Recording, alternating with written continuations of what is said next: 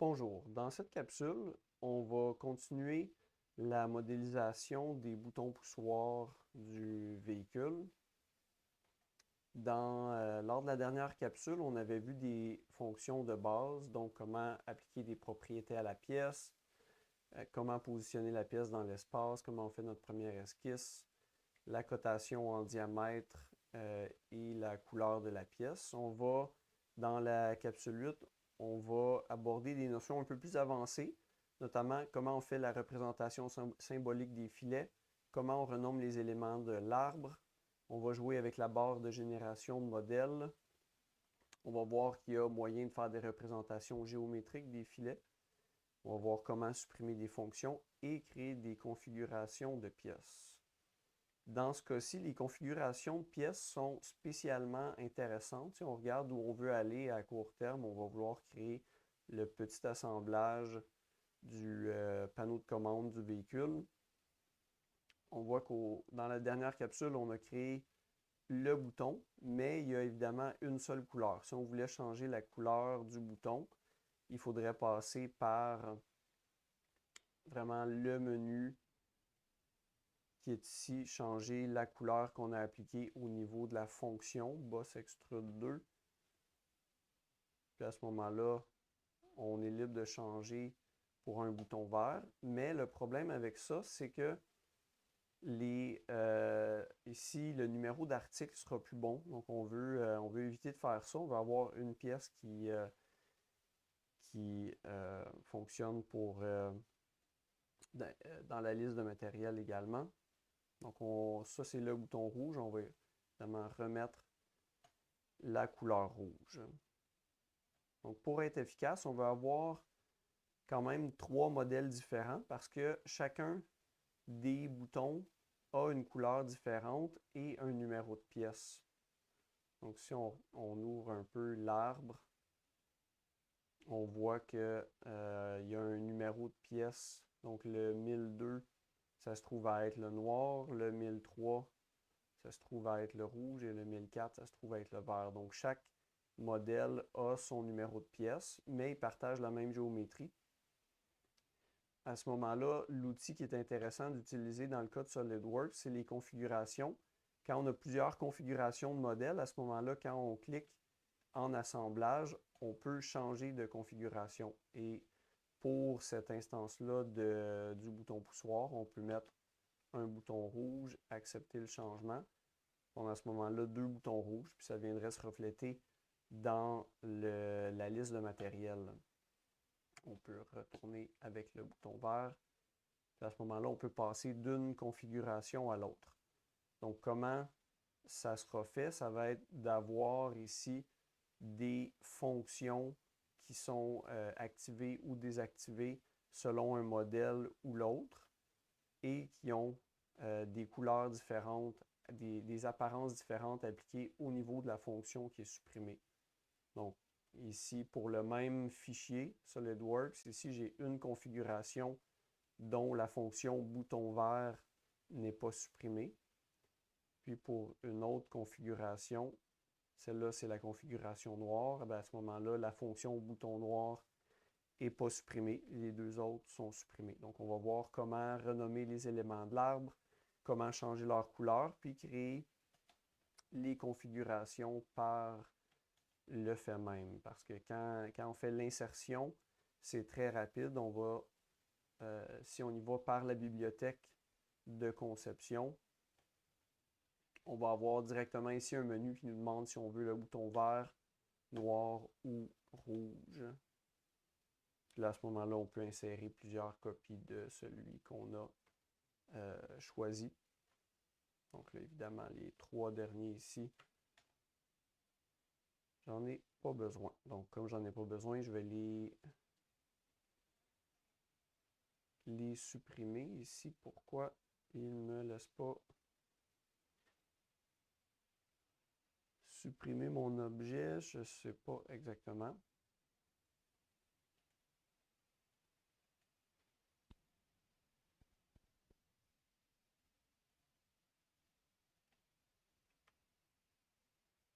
Donc, si j'utilise le bouton Delete du clavier, ça fonctionne. Normalement, je devrais avoir un X rouge dans ce menu. Pour une raison que j'ignore, il n'est pas là. Donc, on y va. On va regarder comment créer la pièce. Donc, on a déjà créé la pièce. On a la géométrie. Mais on va commencer par voir un peu pour ajouter une représentation symbolique au filet. Parce que pour l'instant, on n'a pas. Si on met cette pièce-là dans une mise en plan,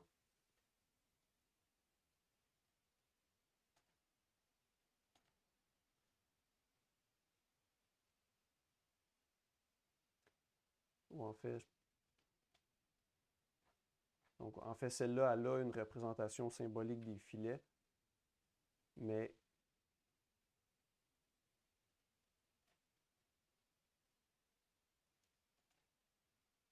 ici, si j'efface cette représentation-là que j'avais fait avant la présentation, donc normalement, comme la pièce était à la fin de la dernière capsule,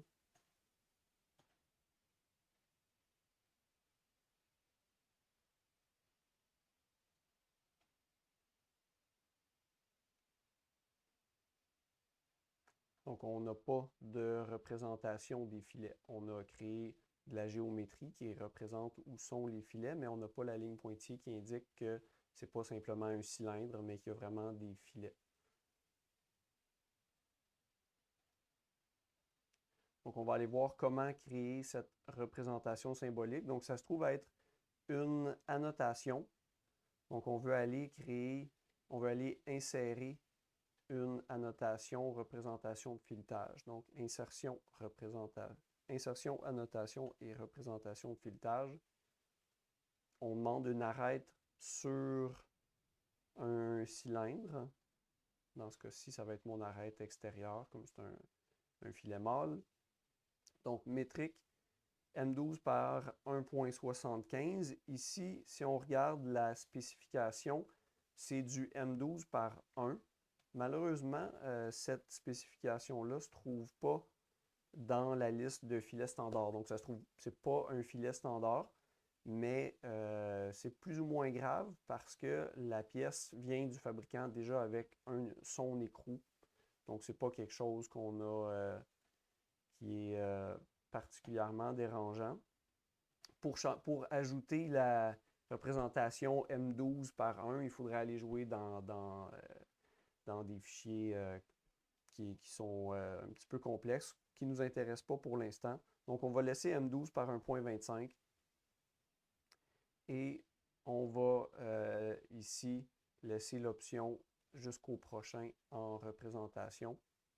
On ne va pas spécifier de classe de filetage puisque ce n'est pas spécifié par le fabricant.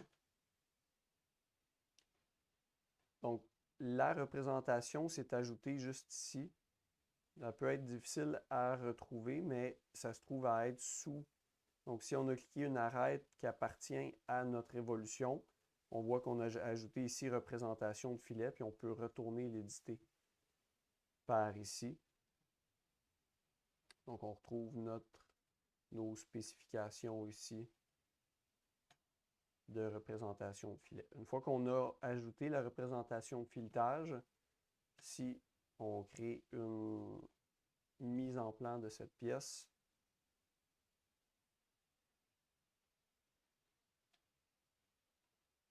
on a le filet qui est maintenant représenté. Prochaine étape, renommer les éléments de l'arbre.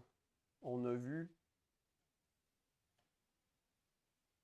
que ici, la fonction qui est là, je lui ai appliqué, on a une couleur de pièce qui est appliquée à toute la pièce 67-1000, mais la fonction ici qui est là, on applique une apparence rouge sur cette fonction-là.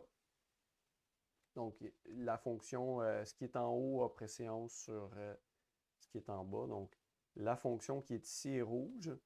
Donc, on va renommer ici, on fait un clic droit, renommer l'élément de l'arbre. On va appeler ça bouton rouge. Donc, on a maintenant une fonction qui a un nom particulier. On pourrait aussi, le plan qui est ici, si on avait plusieurs plans, des fois ça peut être mélangeant. On peut renommer ce plan-là ici.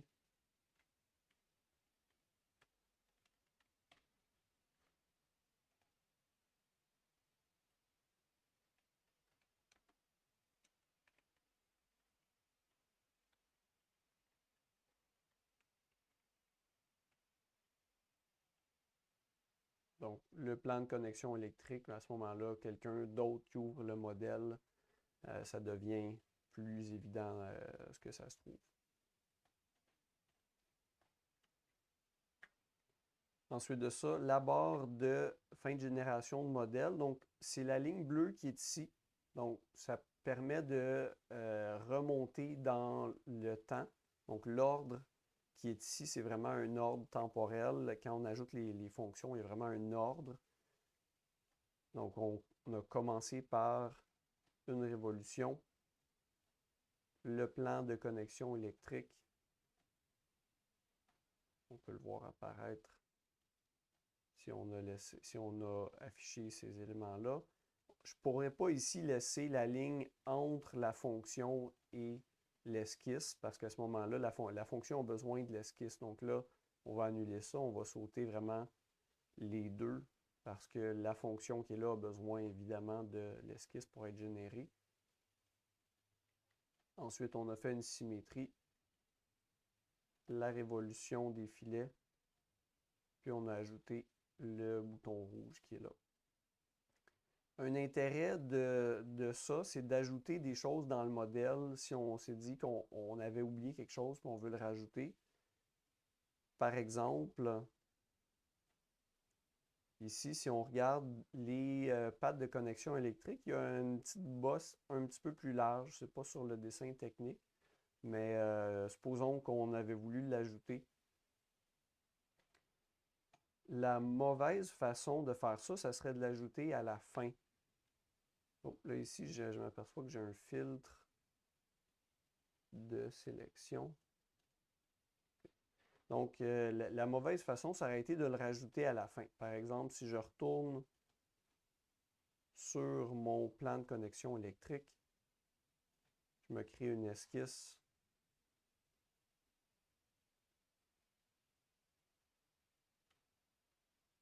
Donc, comme il n'y a pas de dimension, on le fait à peu près.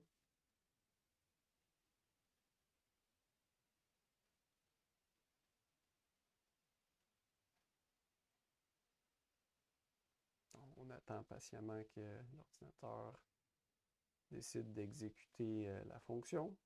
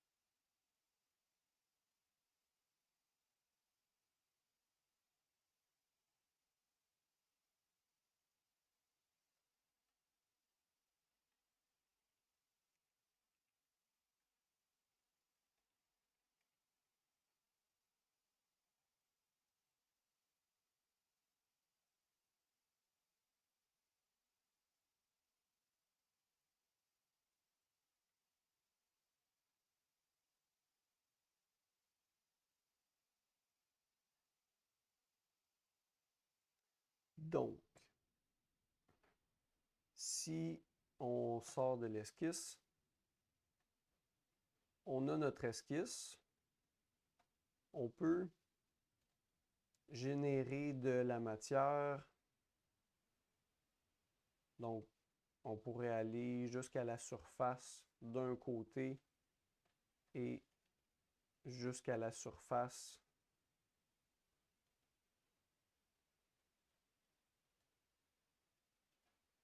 de l'autre côté également. Comme ça, on a la même épaisseur.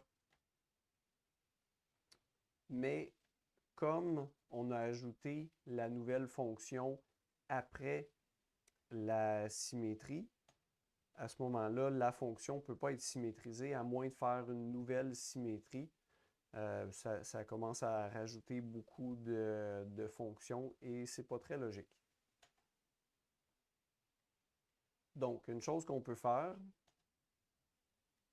donc si on efface, donc il faut faire attention à la différence ici entre effacer, supprimer et supprimer. Donc, on veut ici le X rouge, ça va complètement effacer la fonction et nous laisser l'esquisse qu'on avait faite. Donc, si on veut avoir fait l'esquisse avant la symétrie, donc on peut prendre l'esquisse avec le bouton gauche et l'amener ici en haut de l'arbre. C'est possible seulement s'il n'y a pas de relation parent-enfant qui nous l'empêche. L'autre chose qu'on aurait pu faire, ou des fois si on crée l'esquisse après puis on essaie de la remonter, on peut avoir des problèmes qui nous empêchent de remonter. Donc, la manière d'être certain que ça va fonctionner, c'est de prendre la barre de fin de génération de modèle, la remonter en haut de la symétrie. Donc, on recule dans le temps au moment où on n'avait pas encore fait la symétrie. À ce moment-là, l'esquisse qu'on va faire, ben, on est certain de pouvoir l'utiliser dans la symétrie. Est-ce qu'on a encore perdu SolidWorks?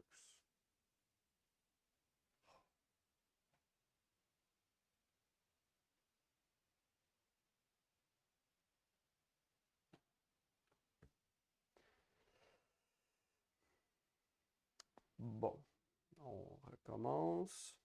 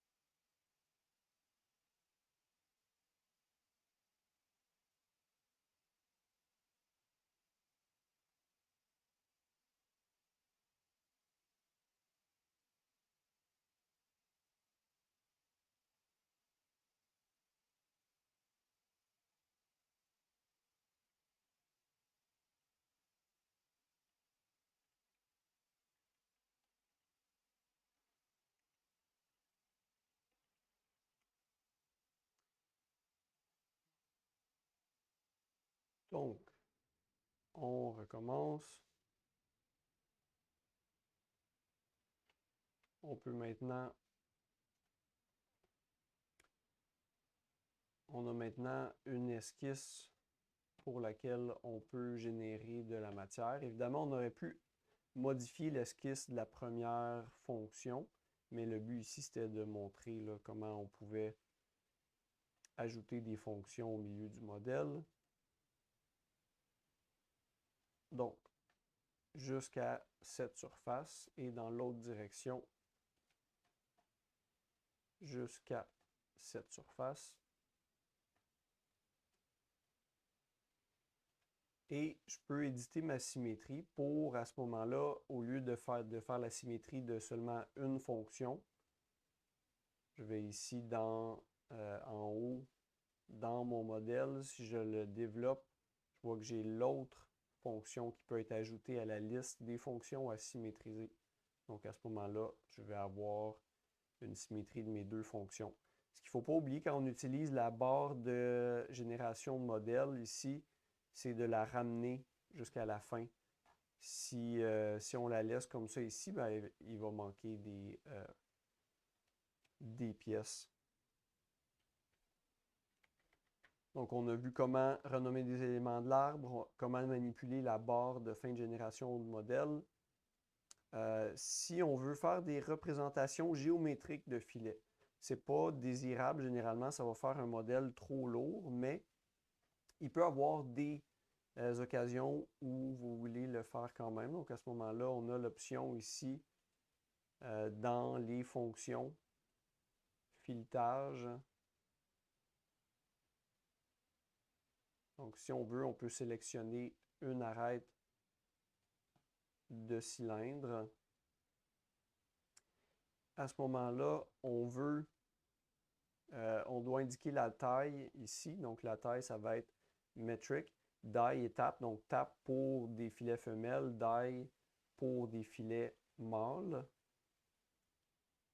Avec la bonne spécification, dans notre cas M12. Donc les filets n'auront pas exactement la bonne taille puisque c'est du M12 par 1.25. Si on fait juste cliquer comme ça, on va voir ce qu'on a comme problème. Donc le filet commence à l'arête ici, mais on voit qu'il manque quand même un bout de filet. On aurait voulu qu'il continue un peu plus loin pour venir compléter. L'autre chose qu'on remarque, c'est que on vient gruger à l'intérieur. Donc ça rentre là jusqu'à l'intérieur ici. Donc on voit qu'on doit jouer avec les longueurs. Donc jusqu'à la sélection, mais on pourrait dire jusqu'ici. Qu'est-ce que ça donne? Bon, on voit qu'on rentre un peu moins loin dans la pièce, mais on rentre quand même de un pas de filet à l'intérieur de la pièce.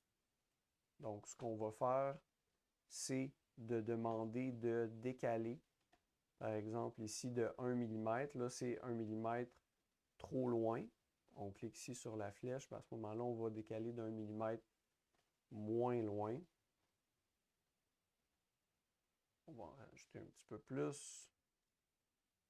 1.5 mm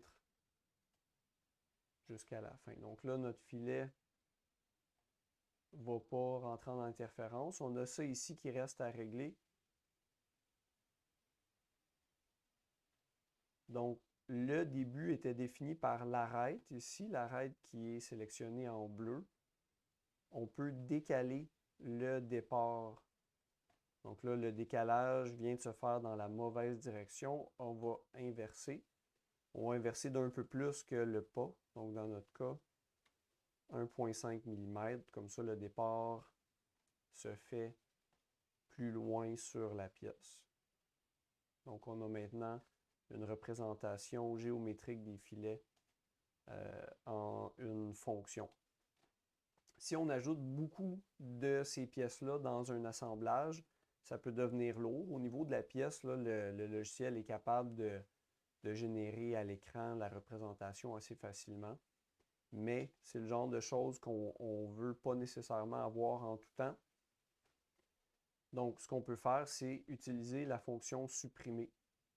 Donc, la fonction existe encore. Si jamais vous voulez, pour une raison ou pour une autre, voir vraiment les filets pour faire, par exemple, des fois, on veut faire un rendu esthétique. À ce moment-là, les filets peuvent être intéressants, mais on peut annuler la suppression. Donc, soit supprimer ou annuler la suppression d'une fonction. Dans ce cas-ci, comme c'est la dernière fonction, ça crée aucun problème de la supprimer parce qu'il n'y a pas d'enfant. Donc, on a vu comment faire des représentations géométriques et comment supprimer des fonctions. On va regarder maintenant comment créer des configurations de pièces. Ce qu'on veut faire ici, c'est créer 3 configurations pour les boutons vert, rouge et noir qui ont chacun leur numéro de pièce. Donc, ce qu'on va faire ici, pour configurer une pièce, on trouve ce qui est à configurer. Dans mon cas ici, c'est le bouton rouge. Donc, par exemple, ici, si je le supprime, je peux créer une autre fonction. Donc, je vais m'assurer d'avoir la dimension. Donc, le bouton fait 12 mm par 3,6 mm de hauteur. Donc, sur cette surface-là, je crée une esquisse.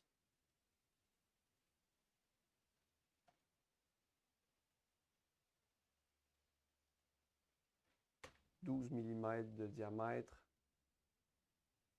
par 3,6 mm de hauteur. » Donc, celui-là, je vais renommer l'élément de l'arbre et l'appeler bouton noir.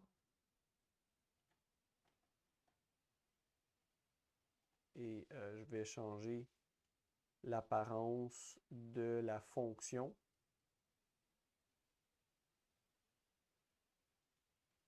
pour quelque chose de complètement noir.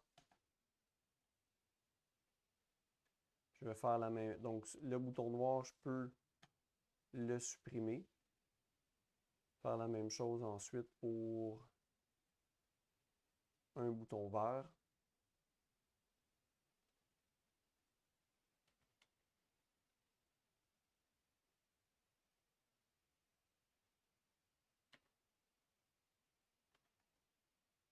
Je vais renommer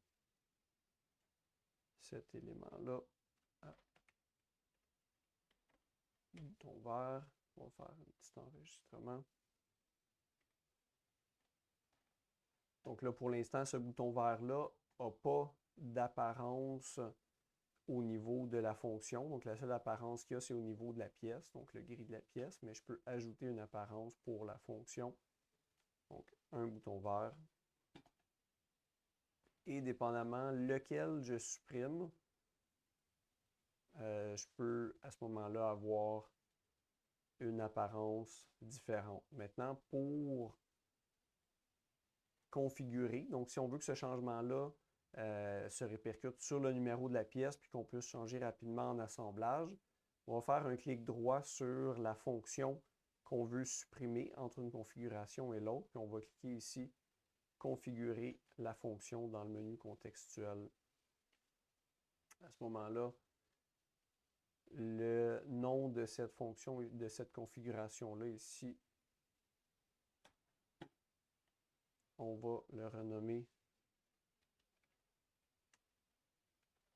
Pour l'instant, on va garder ça simple. Bouton rouge. On sait qu'on va avoir 3 configurations. Bouton vert et bouton noir. Donc, pour nos 3 configurations, rouge, vert et noir, la configuration que j'ai sélectionnée, qui était celle-là ici, on peut voir ici, bouton underscore rouge, c'est le nom de ma fonction. Donc, je la supprime dans les autres configurations.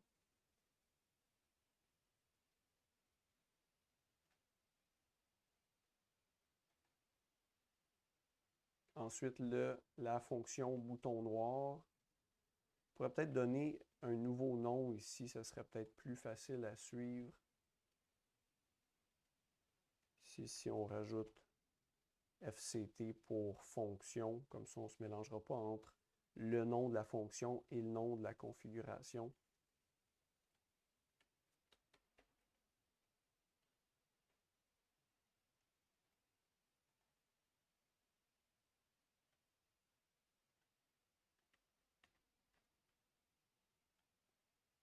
Donc là, on a créé nos 3 configurations, noir, rouge. Donc, dans le bouton noir, on a supprimé une fonction. Dans le bouton rouge, la fonction bouton rouge n'est pas supprimée. Et dans la configuration bouton vert, la configuration rouge est supprimée. Donc, cette fonction-là est configurée.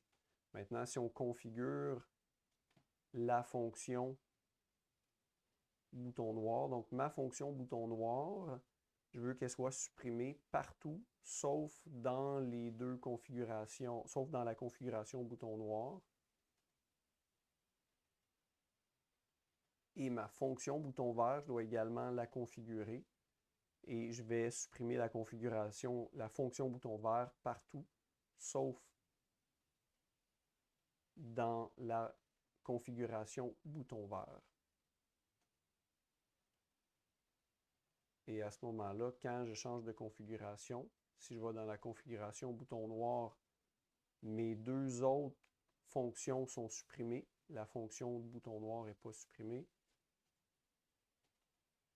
Dans ma configuration bouton rouge, les 2 autres fonctions sont supprimées.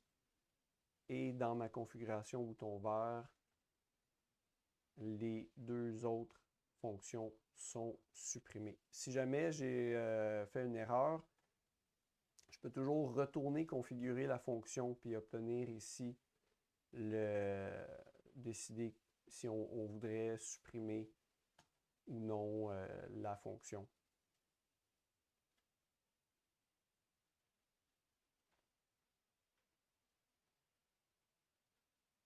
Donc, ensuite, on pourrait aller changer la propriété ici.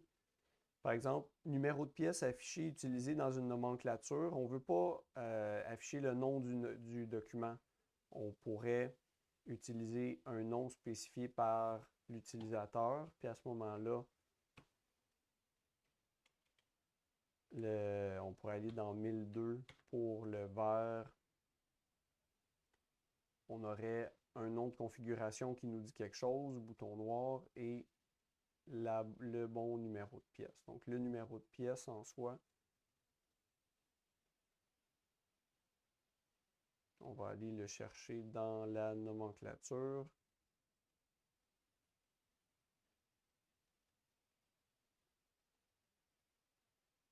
Donc, le vert, c'est le 1001. Donc, propriété. Le vert ici.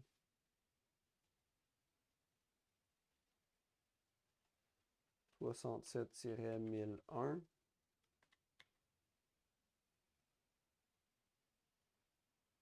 Le bouton rouge, ça se trouve, on va faire le bouton noir, 1002. Donc, on va changer les propriétés ici du bouton noir, 1002, c'est bon. Et le bouton rouge, 1003. Donc, ces propriétés. Donc, le numéro de pièce affiché dans la nomenclature, je vais spécifier quelque chose. 67-1003. Donc, j'ai maintenant un fichier. Si jamais je veux faire un changement, par exemple ici, dans cette fonction-là, je viens changer la dimension. Ou par exemple, je m'aperçois que ça ici, ce n'est pas aligné avec le centre du modèle. Donc, on peut aligner donc, ce point-là avec le plan milieu. On rend ça coïncident. À ce moment-là, on est certain que ça soit symétrique. Donc, ce changement-là vient de se répercuter sur les 3 configuration.